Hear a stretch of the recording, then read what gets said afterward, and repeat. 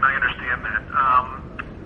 Is there anything else concerning the details that came out? I mean, from what I've read, and again, I'm not in your shoes, I'm not a lawyer, I'm reading this as a layperson, but it appears with overall all the documents that have been presented in this case, this is a case of forensics at the end of the day.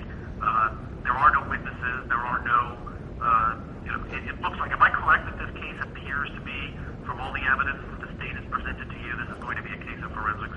You're 100% correct, Kerry, and whenever you have a case where there's no confession, there's no eyewitnesses, and there's no nuclear DNA at issue here, you're relying on forensics, which makes this report all that more important and all that more relevant. If we can turn the camera back to Linda, please. Okay, Kerry. We are there. Go ahead, Kerry. So, Linda, if this does boil down to a case of forensics, and as Jose just said about this report, I would never want to suggest that you'll say confidence, but do you believe that the state has the smoking gun evidence? I mean, obviously you're going to defend your client to the fullest. Have you seen anything here that is going to require heavy interpretation for the defense to actually show that she is not responsible? Or, because I'm looking at stuff that says tape that is similar from the same sort of role. All just sort of like verbiage that appears to be generally suggestive as opposed to conclusive. Right. Well, they cannot have a smoking gun because the client is innocent, and we truly believe that. But you see that when you look at these reports. If you recall, there were reports that there were fingerprints, that there was a heart tape sticker on the duct tape. These reports say otherwise. And when they try to link Casey in some way, they don't do it scientifically. They say similar, could be, possibly, and that is not science. Let me read your exact quote here, Linda. It says, the duct tape pieces, and these are the pieces found at the scene as well as the pieces found on the gas can, the duct tape pieces originated from the same source roll of tape or from rolls of tape manufactured in the same manner. Sounds pretty broad to me. I mean, do you think that, if you went to other neighbors in the neighborhood, you could find other types of pieces of duct tape that is also, I assume everybody goes to Home Depot. It is broad because Henkel's, which is in the report, is one of the largest manufacturers of duct tape in the United States.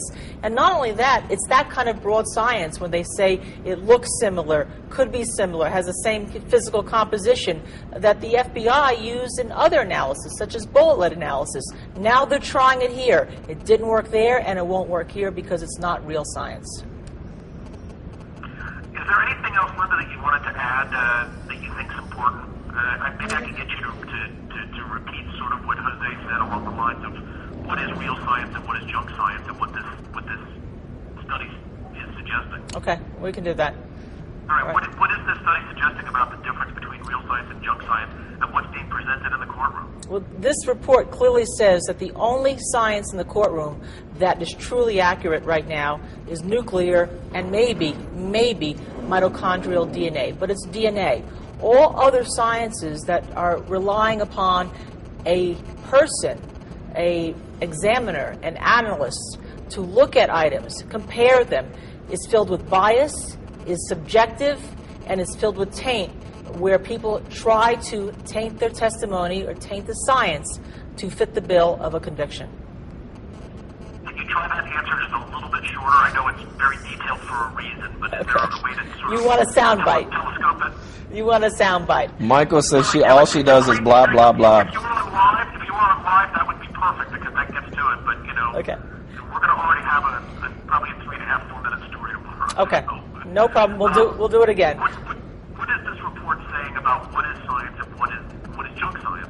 What this report says is the only type of good science right now is DNA. All other science are subject to bias, they're subjective, and they're junk science put out by junk scientists in All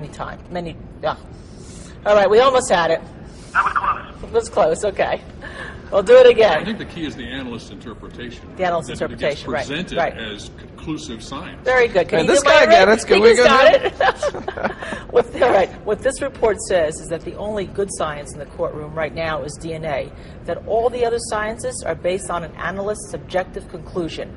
They're not real, they're not science, they're not accurate, and they're subject to misinterpretation and manipulation. Is there anything either of you would like to add in the story? Let me ask Ray to just sort of pull to a two-shot, and I'll ask you both two separate questions so that we can get some stuff on a two-shot. Okay, we're there, Jack. We're there. Go ahead. All right, so Linda, let me ask you first.